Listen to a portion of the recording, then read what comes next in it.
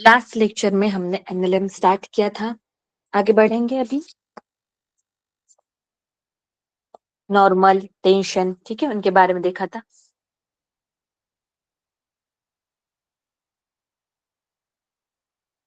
आगे मुझे भी कौन सी कंडीशन देखनी है? इक्विलिब्रियम। कौन सी कंडीशन देखनी है अभी? इक्विलिब्रियम टॉपिक को भी हम देखेंगे। इक्विलिब्रियम का मतलब क्या है? इक्विलिब्रियम मतलब कि जितने भी फोर्सेस उस बॉडी के ऊपर लग रहे हैं उनकी एडिशन क्या है? जीरो है। उनकी एडिशन क्या है? जीरो। जैसे मान लो यहाँ पे कोई एक पर्टिकुलर ऑब्जेक्ट है, इसका मास कितना है? यहाँ पे m है। इसको इस डायरेक्शन में मैंने कुछ फोर्स लगाया, दैट इज F1। इस डायरेक्शन में कुछ फोर्स लगाया, F2। इस डायरेक्शन में कुछ फोर्स लगाया इस तरीके से, F3। इस डायरेक्शन में कुछ फोर्स लगाया मैंने, F4। ये सभी फोर्स लगाने के बाद, ये बॉडी का जो स्टेट है वो चेंज नहीं हुआ। मतलब ये यहाँ थी, यहाँ की यही रही, ना रोटेट हुई, ना कुछ हुआ, ना एक जगह से दूसरी जगह डिस्प्लेस हुई, कुछ नहीं हुआ, वैसे की वैसी है। इसका मतलब जितने भी फोर्सेस उसके ऊपर लगे उनके एडिशन क्या है? जीरो। उनकी फैक्टर एडिशन क्या है? जीरो है। अभी ये फोर्सेस जो है वो रैंडम डायरेक्शन में लग रहे, कुछ ऐसा, कुछ ऐसा, कुछ ऐसा, कुछ ऐसा, तो इनको सीधे से हम ऐड, प्लस और माइनस नहीं कर सकते, ऐड और सब्ट्रैक्ट नहीं कर सकते। इसलिए हम उन्हें क्या कर लेते हैं? रिजॉल्व कर लेते हैं। रिजॉल्व करना मतलब फोर्सेस एक्स डायरेक्शन में, वाई डायरेक्शन में, जेड डायरेक्शन में फोर्सेस को कर लेते हैं। उनके बाद क्या करते हैं? जो एक्स डायरेक्शन के फोर्सेस है उनकी एडिशन क्या रहेगी? जीरो। जो वाई डायरेक्शन के फोर्स है उनकी एडिशन रहेगी जीरो। जो जेड डायरेक्शन के फोर्स है उनकी एडिशन जीरो। मतलब summation of horizontal force equal to zero. Summation of the, यहाँ पे बोलेंगे एक्स डायरेक्शन में जितने भी फोर्स है उनकी zero. Summation of the forces in Y direction क्या हो जाएगा? Zero. Summation of force in Z direction क्या रहेगा? जीरो। अगर कौन सी कंडीशन है यहाँ पे? यहाँ पे है हमारी इक्विलिब्रियम कंडीशन। ठीक है, summation of forces in X direction zero, Y direction zero, Z direction zero. Okay, मतलब इक्विलिब्रियम की बात आई तो इक्विलिब्रियम का मतलब होता है कि जितने भी फोर्सेस है जो बॉडी के ऊपर एक्ट कर रहे हैं उनकी समेशन क्या है? जीरो। या फिर फोर्स एक्ट करने के बाद बॉडी की स्टेट जो है वो चेंज नहीं हुई, उसे क्या बोला जाता है? Equilibrium condition. ओके, अगर मान लो बॉडी कुछ कांस्टेंट वेलोसिटी v से भी मूव हो रही हो, कांस्टेंट वेलोसिटी v से मूव हो रही है, उसके ऊपर दो चार फोर्सेस लगे पर उसकी वेलोसिटी चेंज नहीं हुई, फिर भी हम बोलेंगे कि बॉडी जो है वो कैसी? हमारी इक्विलिब्रियम कंडीशन में है। Got it? तो इक्विलिब्रियम कंडीशन में क्या याद रखना है? Summation of vector addition equal to zero. Summation of the X direction के force equal to summation of the Y direction के force zero. Summation of the Z direction में जितने भी फोर्स है उनकी एडिशन जीरो रहती है। कौन सी कंडीशन में? यहाँ पे इक्विलिब्रियम कंडीशन में। ओके, आगे बढ़ते हैं इसी चीज को लेके। ठीक है, क्वेश्चन देखेंगे। क्वेश्चन में क्या बोला है? देखो, प्रीवियस ईयर क्वेश्चन है, समझते हैं इसको। देखो क्या बोला है। A mass of 10 kg, a mass of 10 kg is suspended by the rope of length 4 meter from the ceiling. ठीक है, डायग्राम दी नहीं, हमें समझनी पड़ेगी क्या बोला है यहाँ पे।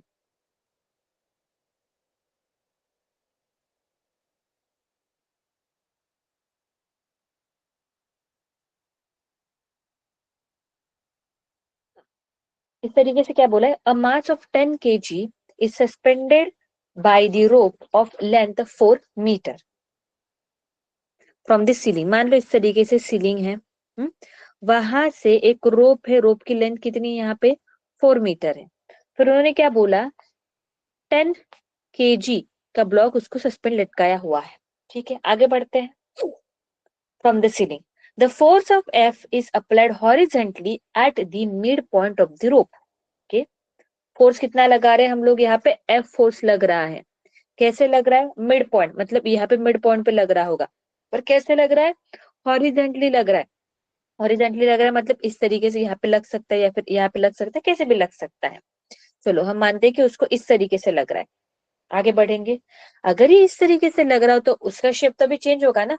कैसे होगी? देखो, देखते हैं अभी। Such that the mid point of the rope, such that the top half of the rope, top half of the rope मतलब इतनी रोप, आधी rope, makes the angle of 45 degree with the vertical. ठीक है, इस तरीके से लग रहा है कि ऊपर वाला हाफ जो है वो वर्टिकल के साथ कितना एंगल बना रहा है यहाँ पे? 45 डिग्री। सब इंस्ट्रक्शन अच्छे से दिए हैं। चलो फिर, निकाल के देखते हैं किस तरीके से हमारी जो डायग्राम आएगी। इस तरीके से ये हो गई हमारी सीलिंग। उन्होंने क्या बोला, हाफ जो है वो कितना बना रहा है वर्टिकल के साथ। मान लो ये वर्टिकल है ना हमारा, वर्टिकल इस तरीके से कितना एंगल बना रहा है वर्टिकल के साथ, 45। ओके, 45। उसके बाद क्या बोला है, आधा तो हाफ ऐसे का ऐसा ही है ना, इतना। तो यहाँ पे कितना लग रहा है, यहाँ पे लग रहा है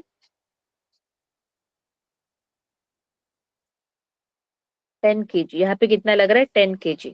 और ये हॉरिजेंटल फोर्स तो लग ही रहा है कितना यहाँ पे एफ फोर्स। ओके, आगे बात करते हैं। क्वेश्चन क्या पूछा है, then find the value of F. F की वैल्यू कितनी है वो हमें क्या करना है, बताना है। ये तो ऐसे का ऐसा ही रहेगा, अगर एफ लग रहा है तो ये इक्विलिब्रियम कंडीशन है। देखो कुछ मूव होगा क्या, अगर ये भी इक्विलिब्रियम कंडीशन ही है, देखो इसको ऐसे करके ऐसे छोड़ दिया, नीचे के डायरेक्शन में कितना फोर्स लगेगा, 100 G। ओके, और ऊपर के डायरेक्शन में क्या रहेगा, टेंशन। मूव नहीं हो रहा है ना, एक्सेलरेशन इक्वल टू 0। तो ऊपर जितना है उतना ही नीचे, तो टेंशन कितना आ जाता है यहाँ पे, 10 G आ जाता। बस इतना ही होता। तो आगे बढ़ते हैं। ये किसकी कंडीशन है, इक्विलिब्रियम कंडीशन है। समझ में आ रहा है, देख के ही समझ में आ रहा है कि फोर्स लगने के बाद वो कुछ मूव नहीं हो रहा है आगे फर्दर। तो यहाँ पे फोर्सेस कैसे कैसे लगेंगे, यहाँ पे देखो, इस वाले डायरेक्शन में क्या लगेगा हमारा, टेंशन। क्या लगेगा, टेंशन। देखो इसमें लगेगा टेंशन टी, और इस टेंशन टी को हम क्या कर देते हैं, रिजॉल्व कर देते हैं। ओके, इस तरीके से अगर मैंने रिजॉल्व कर दिया तो ये 45 है, तो ये भी क्या हो जाएगा यहाँ पे 45। इसको रिजॉल्व कर लेती हूँ तो ये वाला कंपोनेंट क्या हो जाएगा, ये वाला कंपोनेंट हो जाएगा टी कॉस थीटा। ये वाला कंपोनेंट क्या हो जाएगा यहाँ पे, टी साइन थीटा। मैंने बोला एंगल को लग के कंपोनेंट जो रहता है उससे क्या लेंगे हम लोग यहाँ पे, कॉस। उसके बाद ये नीचे के डायरेक्शन में फोर्स कितना लग रहा है, यहाँ पे नीचे फोर्स कितना लग रहा है, यहाँ पे लग रहा है 10 G। Okay, so this is X direction and this is Y direction, this is X direction. Equilibrium condition में क्या बोलेंगे हम लोग यहाँ पे, एक्स डायरेक्शन की अगर हम बात करें, एक्स डायरेक्शन में summation of force equal to क्या है, यहाँ पे summation of force equal to mass into acceleration. Horizontal direction में, एक्स डायरेक्शन में कौन कौन से फोर्सेस है, एक्स डायरेक्शन में देखो ये वाला फोर्स है और ये वाला फोर्स है। ठीक है, दोनों फोर्सेस है। तो यहाँ पे क्या लिखेंगे, F minus T sine of 45 degree, 45 degree equal to mass into acceleration क्या रहेगा, 0। बिकॉज ये सिस्टम मूव हो रही है, क्या सिस्टम इज नॉट मूविंग ना। ये वाली सिस्टम जो है फोर्स लगने के बाद मूव हो रही है, सिस्टम इज नॉट मूविंग। तो यहाँ पे एक्सेलरेशन क्या हो जाएगा, यहाँ पे 0। एक्सेलरेशन क्या हो जाएगा यहाँ पे 0। तो एफ इक्वल टू क्या हो गया यहाँ पे बताओ, टी साइन ऑफ 45 डिग्री। आगे बढ़ते हैं, किसकी बात करेंगे हम लोग यहाँ पे, वाई डायरेक्शन की बात करेंगे। वही summation of force is equal to mass into acceleration. Vector को डायरेक्टली ऐड नहीं कर सकते ना हम, एक तो सेम लाइन में होने चाहिए, इसलिए हम उसको एक्स और वाई डायरेक्शन में क्या कर लेते हैं, ब्रेक कर लेते हैं। ऐसे नहीं कर सकते ना, एक फोर्स ऐसा है, एक ऐसा, एक ऐसा है तो उसको ऐड कर लो, पॉसिबल ही नहीं है। ठीक है, आगे बढ़ते हैं। Summation of force in x, यहाँ पे वाई डायरेक्शन में। तो बताओ वाई डायरेक्शन में कौन कौन से फोर्सेस, ये देखो ये टी कॉस थीटा और ये क्या है यहाँ पे 10 G है। तो यहाँ पे लिखते हैं क्या हो जाएगा, टी कॉस थीटा माइनस क्या हो जाएगा यहाँ पे बोलो, 10 G इक्वल टू क्या हो गया यहाँ पे, मास इंटू एक्सेलरेशन 0। इसको कैसे लिखेंगे फिर, 10 G इक्वल टू क्या हो जाएगा, टी कॉस ऑफ क्या हो जाएगा यहाँ पे 45 degree. This is 1 and this is 2। मैंने क्या किया यहाँ पे, 10 G को इधर ले आई, ये टी कॉस थीटा होता है, अल्टरनेट लिखा है बस। इक्वेशन 1 एंड 2 हमें क्या निकालना है, हमें फाइंड आउट करना है यहाँ पे। बताओ भाई एफ कितना है, एफ कितना है वो है। इक्वेशन 1 है हमारे पास, इक्वेशन 2 है। एक काम करते दोनों को डिवाइड कर लेते, क्या बोलेंगे हम लोग यहाँ पे, डिवाइड 1/2 से उसको डिवाइड कर लेते। तो ये क्या हो जाएगा, F upon 10 G equal to क्या हो जाएगा, T sine of 45 degree upon T cos of क्या हो जाएगा 45 डिग्री। वैल्यू पुट कर देते हैं, टी और टी कैंसिल हो गया, साइन 45 होता है 1/√2, ये क्या होता है 1/√2। ये क्या हो जाएगा, एफ अपॉन क्या हो जाएगा, नीचे जी की वैल्यू डाल दी, उन्होंने बोला है 10 ले लो, तो ये और ये भी क्या हो गया यहाँ पे कैंसिल। एफ की वैल्यू क्या आ गई यहाँ पे, 100 न्यूटन इतना फोर्स लगा होगा। ओके, आप लोग को समझ में आया कि नहीं आया।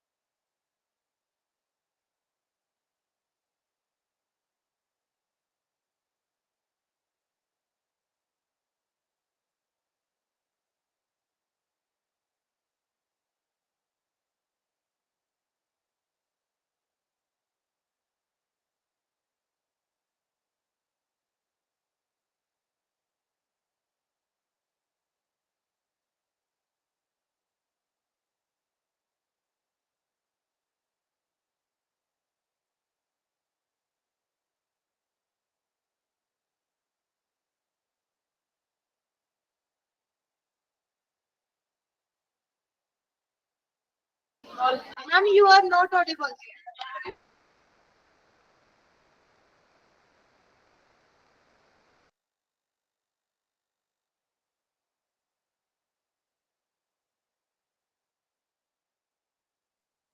ओके,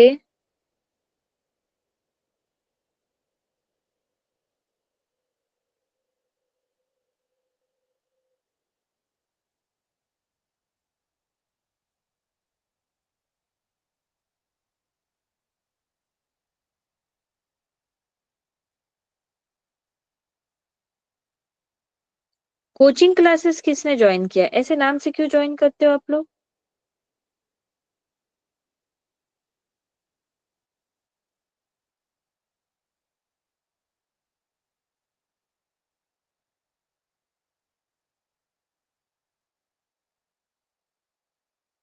ओके, ओके, चलो, थैंक यू। चलो आगे बढ़ते हैं। यहाँ पे फोर्स दिया है m2 kg।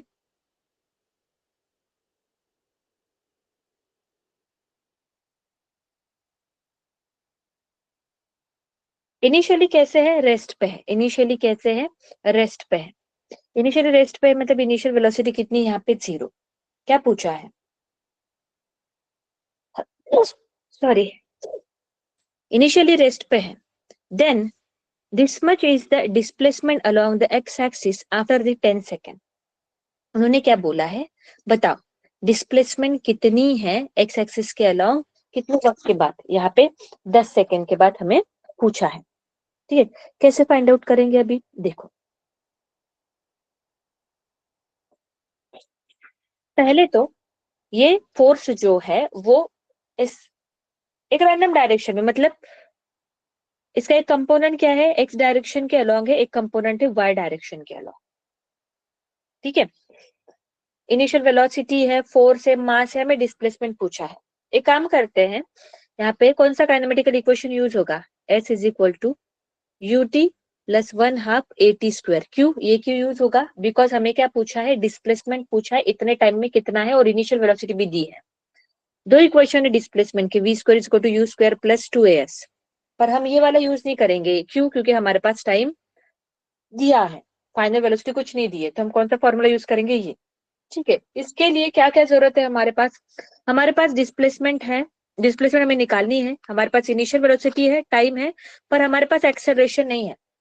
हमें एक्सेलरेशन निकालना पड़ेगा। ठीक है, तो एक्सेलरेशन कैसे निकालेंगे? पहले तो S is equal to UT plus 1/2 AT²। S is equal to, ठीक है, इनिशियल वेलोसिटी 0 है, तो ये क्या हो जाएगा? 1/2 AT² हो जाएगा। ठीक है, वेक्टर फॉर्म में लिखेंगे इस सबको, सभी इक्वेशन को वेक्टर फॉर्म में लिखेंगे यहाँ।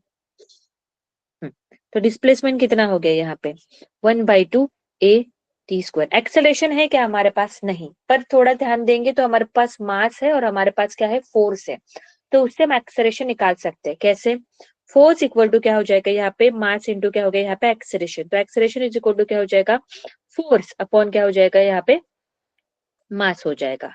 ठीक है, तो फोर्स कितना है यहाँ पे? 20 I cap plus 10 J cap, और मास कितना है यहाँ पे? 2। तो एक्सेलरेशन कितना आ गया यहाँ पे? 10 I कैप प्लस क्या हो गया यहाँ पे? 5 J कैप। इसी को किस में पुट कर दो? 1 में पुट कर दो। पुट A in 1, तो ये क्या हो जाएगा? S is equal to 1/2 AT²। Acceleration कितना है? 1/2, यहाँ पे क्या हो जाएगा? 10 I cap plus 5 J cap, और टाइम कितना दिया है उन लोगों ने? टाइम बोला है यहाँ पे 10 सेकेंड। तो ये क्या हो गया यहाँ पे? 10 का स्क्वायर। तो इसको सॉल्व करो, तो ये क्या हो जाएगा? 5 I कैप। उसके बाद में देखते हैं, ये क्या हो जाएगा? 10 I cap plus 5 J cap into, देखो ये 100, और ये क्या हो जाएगा यहाँ पे? 50। 100/2, तो ये कितना हो गया? 500 I कैप प्लस कितना हो जाएगा? 250 J कैप। ये क्या हो गई? हमारी डिस्प्लेसमेंट। ये डिस्प्लेसमेंट हमें मिल गई। और उन्होंने डिस्प्लेसमेंट कैसे पूछी? हमें एक्स एक्सिस के अलोंग पूछी है। तो एक्स एक्सिस के अलोंग डिस्प्लेसमेंट कितनी है? ये वाला कंपोनेंट डिस्प्लेसमेंट का 500 I कैप। तो इसका जो आंसर है वो क्या आएगा यहाँ पे? 500 metre. This is the answer. समझ में आया कि नहीं आया आप लोगों को? हाँ या ना everyone?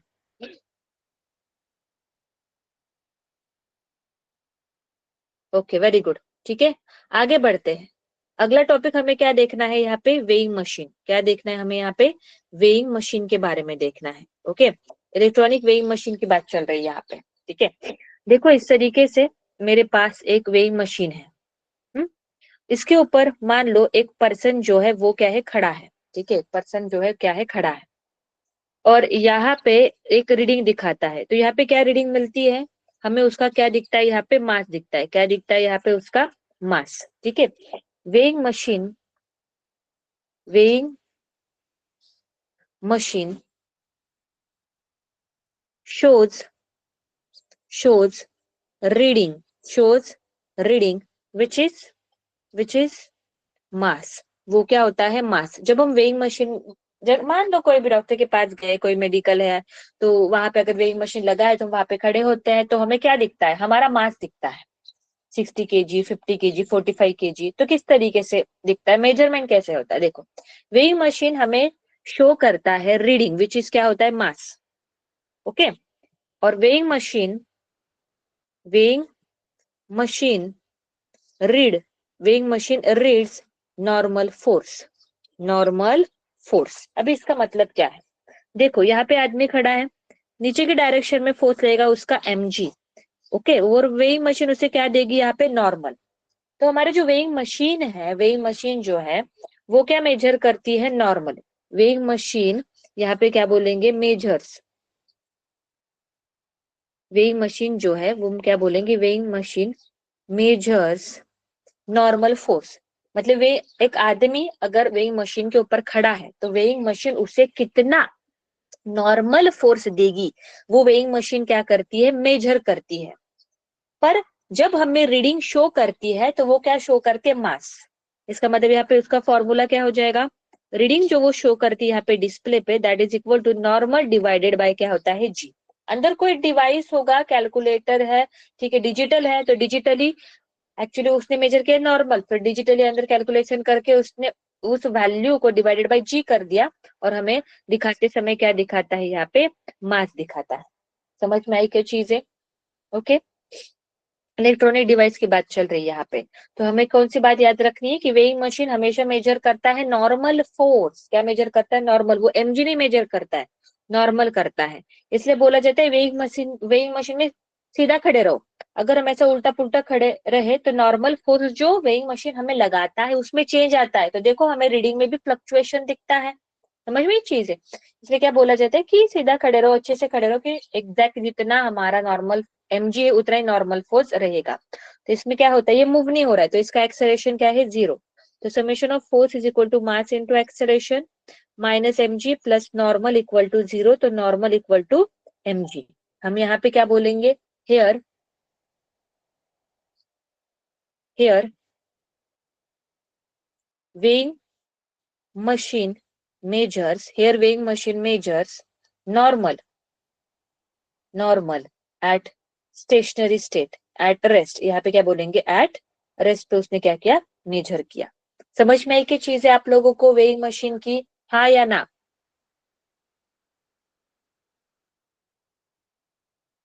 Okay good, okay, medical girls school, okay good. चलो आगे क्वेश्चन की तरफ बढ़ते हैं कि हमें क्वेश्चन में क्या बोला गया है, ठीक है।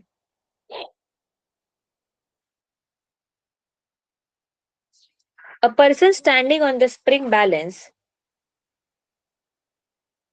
inside the stationary lift measures 60 kg, ठीक है। A weight of the person if the lift descend with the uniform downward acceleration of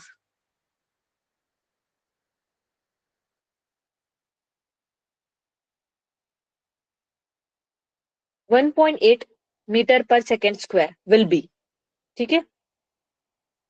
समझते हैं क्या है, देखो person standing on the spring balance inside the stationary lift measure 60 kg।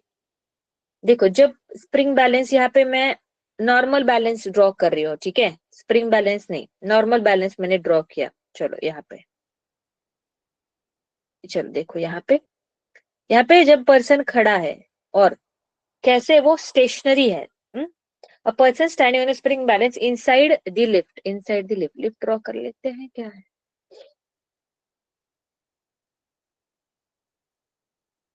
इस तरीके की चीजें हैं मान लो, और लिफ्ट स्टेशनरी मतलब उसका एक्सेलरेशन 0 है, और उसका मास कितना है यहाँ पे 60 केजी। उसने क्या क्या मेजर किया, इसका मतलब उसका मास कितना रहेगा एक्चुअली में 60 केजी।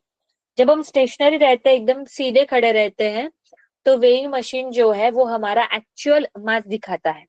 इसका मतलब नीचे कितना लग रहा है 60 जी, ऊपर क्या लग रहा है यहाँ पे नॉर्मल। तो इस केस में नॉर्मल कितना मेजर हुआ है 60 जी के बराबर, दैट इज नॉर्मल कितना है 600 न्यूटन। ओके। पर अभी सिचुएशन क्या बोली है कि ये जो लिफ्ट है, ये जो लिफ्ट है, इस लिफ्ट के अंदर ये जो पर्सन खड़ा है, ओके, और लिफ्ट जो है वो कैसे जा रही, नीचे जा रही विद द एक्सेलरेशन कितना 1.8 मीटर पर सेकेंड स्क्वायर। तो बताओ नॉर्मल फोर्स कितना मेजर करेगा। ठीक है, निकालते हैं कैसे। यहाँ पे एक्सेलरेशन 0 था, ये कौन सी कंडीशन है, रेस्ट, ये मूविंग डाउनवर्ड। तो कैसे कैसे फोर्स लगेंगे, देखो नीचे के डायरेक्शन में क्या लेगा mg, ऊपर के डायरेक्शन में क्या लेगा नॉर्मल। तो हमें निकालना है summation of force is equal to mass into acceleration. कितना नॉर्मल मेजर करेगा वो पूछा है, क्या हो जाएगा -mg plus normal equal to a. Acceleration नीचे है ना, तो क्या हो जाएगा -1.8। तो नॉर्मल कितना आएगा बताओ, यहाँ पे नॉर्मल mg इधर ले आओ, क्या हो जाएगा mg माइनस क्या हो जाएगा यहाँ पे m, इसको बाद में डालते हैं हम लोग, फिर इसको लिखेंगे सिर्फ माइनस है, तो यहाँ पे हो जाएगा हमारा ए माइनस साइन। तो यहाँ पे नॉर्मल इक्वल टू क्या हो जाएगा एम जी माइनस क्या हो गया यहाँ पे ए। तो नॉर्मल मास कितना दिया है, मास कितना बोला था 60, जी कितना है, जी कितना लेना है यहाँ पे 10 माइनस 1.8। चलो नॉर्मल इक्वल टू ये कितना बचा है 60 इंटू 10 में से 1.8 गया, कितना बचेगा यहाँ पे 8.2। ठीक है, तो 8.2 से 6 को करो, कितना आएगा यहाँ पे 492 Newton. Okay, this much normal force वो क्या करेगा मेजर करेगा। समझ में आ गया आपको ये प्रीवियस ईयर क्वेश्चन, किसी को दिक्कत है।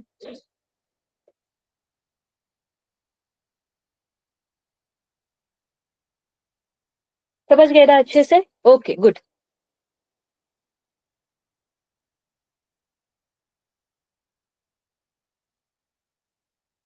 चलो मैं आपको और छोटे छोटे पॉइंट्स बताती हूँ यहाँ पे। अभी हम देखेंगे यहाँ पे स्प्रिंग फोर्स के बारे में। किसके बारे में देख रहे हैं हम लोग, स्प्रिंग फोर्स के बारे में। क्या होता है स्प्रिंग फोर्स, पूरा फोकस हम लोग यहाँ पे करेंगे।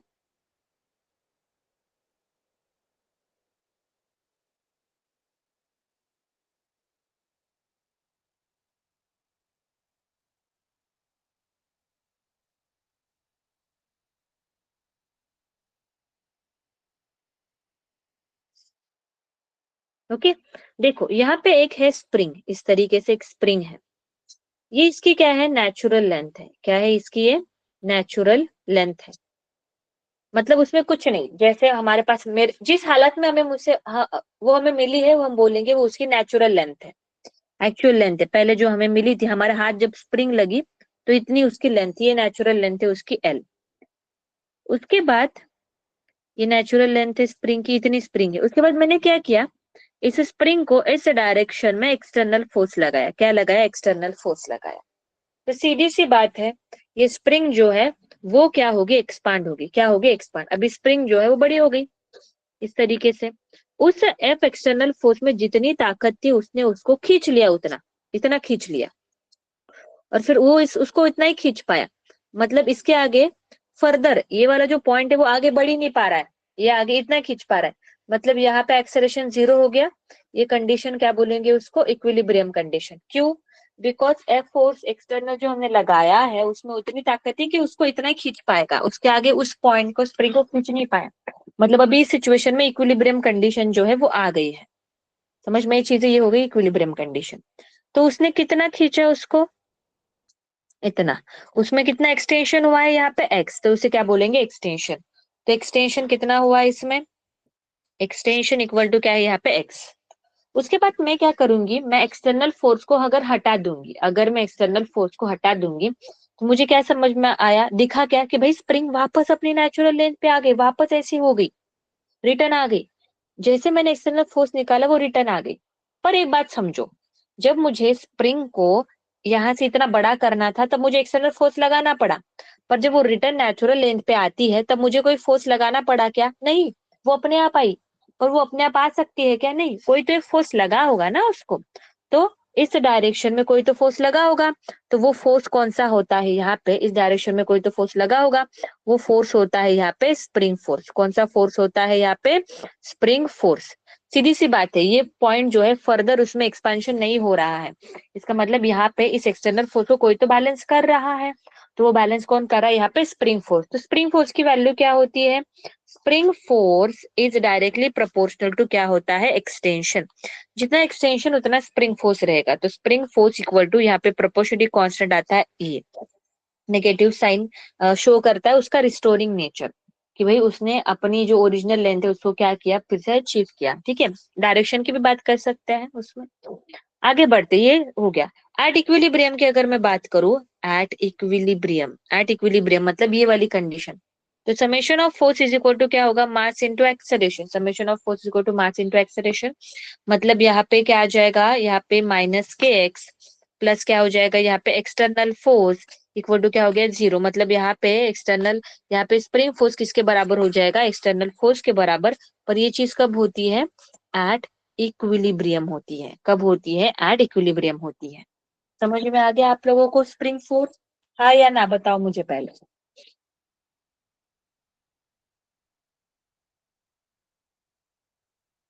ओके, चलो अगले क्वेश्चन की तरफ जाते हैं। ये तो हमने स्प्रिंग फोर्स देखा, ये तो अलग सा क्वेश्चन था, ये हमारा पी बाई क्यू था।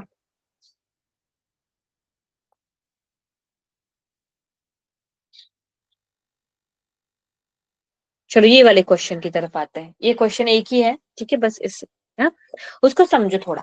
इस क्वेश्चन में क्या बोला, ऐसा पूरा एक ही कंप्लीट क्वेश्चन है, ये एक ही ऐसे कनेक्टेड है। हम्म, चलो देखो क्या बोला है। अ spaceship in a space sweeps stationary interplanetary dust. Okay. As a result, its mass increases at a rate of dm by dt, that is bv square t, where v is the instantaneous velocity. The instantaneous acceleration of the satellite is. Instantaneous acceleration उसका कितना रहेगा? हमें क्या करना है? Find out करना है। Okay, चलो निकालते हैं। कैसे आएगा? पहले तो उन्होंने क्या बोला है? मास एक पर्टिकुलर रेट के साथ चेंज हो रहा है, और वो कितना है बताओ? B v square.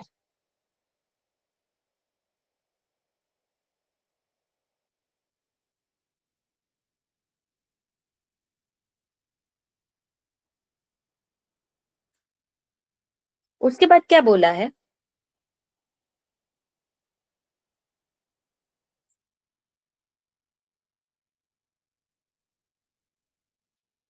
Where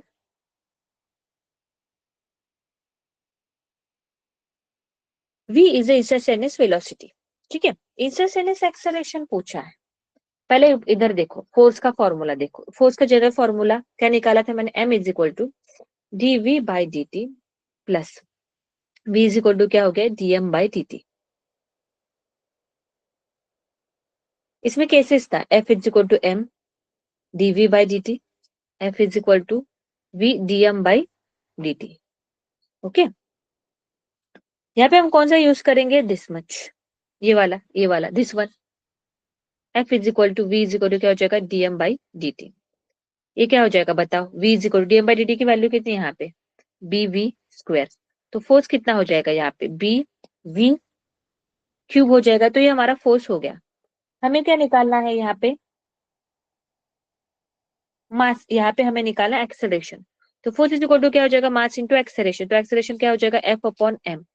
F की वैल्यू क्या है? बी वी क्यूब अपॉन क्या हो गया? एम। देखते हैं ऑप्शन में है क्या। Yes, that is the option number क्या है यहाँ पे? डी। नेगेटिव साइन की तरफ ध्यान मत दो, क्योंकि हर ऑप्शन हमने देख लिया कि हर ऑप्शन में नेगेटिव नेगेटिव साइन है ही। ठीक है, तो उससे कोई कंफ्यूजन नहीं होना चाहिए। B v cube by m. Okay, मैं नेगेटिव साइन को एक्सप्लेन नहीं कर रही हूँ, क्योंकि यहाँ पे देखो हर इसमें है, क्योंकि जो एक्सटर्नल फोर्स है वो क्या है? जीरो है। ठीक है, इसलिए आगे बढ़ेंगे।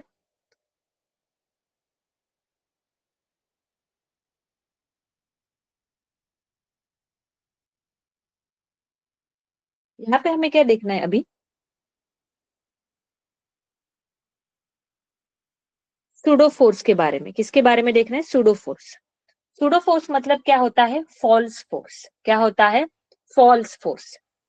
उसे सूडो फोर्स क्यों बोला जाता है? बिकॉज हमें उसका ओरिजिन नहीं पता है, इसलिए उसे क्या बोला जाता है? Pseudo force. कैसे? देखो अभी,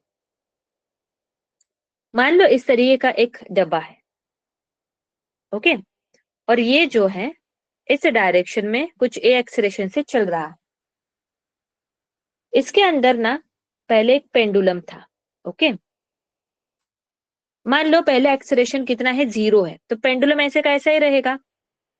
पर जब वो ए एक्सलेशन से चलना स्टार्ट कर देता है, ए एक्सलेशन से चलना स्टार्ट कर देता है, तब ये पेंडुलम जो है इसके अंदर वो हमें ऐसे दिखाई देता है, ओके। जब स्टेशनरी तब ऐसा ही रहता है, जब ये चलना शुरू करे तो पेंडुलम हमें ऐसे दिखता है, कुछ एंगल थीटा बनाता है, ओके। तो ऐसे पेंडुलम पीछे क्यों गया? एक्चुअली जाना चाहिए तो उसको आगे ना, सोचा जाए तो, या फिर नीचे रहना चाहिए। काट तो जो राइट की तरफ जा रहा है, ये लेफ्ट की तरफ क्यों जा रहा है? इसका मतलब इसको इस डायरेक्शन में कोई तो फोर्स लग रहा है, ठीक है। तो वो फोर्स का ओरिजिन हमें नहीं पता, वो लग रहा है, इसलिए उसे क्या बोल जाते हैं? Pseudo force. तो उसकी वैल्यू क्या रहेगी? मास इंटू एक्सेलरेशन। अगर मान लो ये जो बॉब है उसका मास कितना m, तो सूडो फोर्स की वैल्यू क्या होती है? Mass into acceleration. मतलब सूडो फोर्स कैसे एक्ट करता है? सूडो फोर्स एक्ट करता है opposite to the direction of motion, और जिस बॉडी के ऊपर लग रहा है दैट इज इक्वल टू कैसे हो जाएगा? Mass into acceleration. मास क्या है? उस बॉब का मास, इतना सूडो फोर्स उसके ऊपर लग रहा है। तो सूडो फोर्स की डायरेक्शन कैसी होती है? Opposite to the direction of motion, और उसका फॉर्मूला क्या है? वही है, मास इंटू एक्सेलरेशन। और इसमें एक्सेलरेशन क्या आएगा? वो एक्सेलरेशन है जिस एक्सेलरेशन में हमारे क्या जा रहा है? बॉडी जा रही होती है कंप्लीट। देखो यहाँ पे, अगर मैं यहाँ पे कोई आदमी खड़ा है और कोई पर्सन बाहर से खड़ा है, ठीक है, तो उसे क्या लगेगा? इसको इस डायरेक्शन में फोर्स लग रहा है। तो ये वाली जो चीज है इसे हम क्या बोलेंगे? Inertial frame of reference. Inertial frame of reference. और ये क्या है यहाँ पे? Non inertial frame of reference. ये क्या है? Non inertial frame of reference.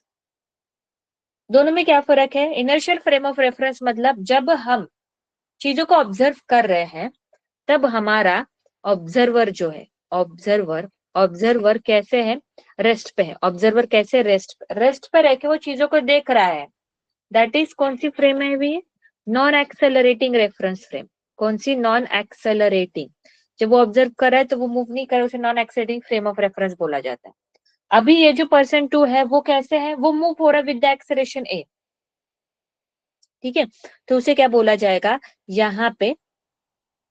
Accelerating frame of reference. क्या है ये? Accelerating frame of reference. समझ में ये चीज है, जब चीजों को देख रहा है तब वो एक्सेलरेटिंग फ्रेम ऑफ रेफरेंस में बैठ के देख रहा है, ये रेस्ट पे होके देख रहा है। दोनों में जो है इस तरीके का क्या है? डिफरेंस है, ठीक है।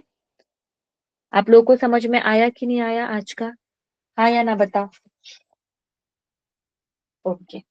देखो मैं कल फ्रिक्शन देखूंगी, फ्रिक्शन को कंप्लीट करूंगी, तो कल जब आप लोग आओगे तब फ्रिक्शन को अच्छे से पढ़ के आओ, ओके। फ्रिक्शन पूरा रिवाइज करके आना है।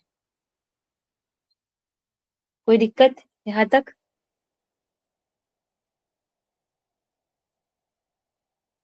ठीक है, कल के लेक्चर में फ्रिक्शन देखेंगे।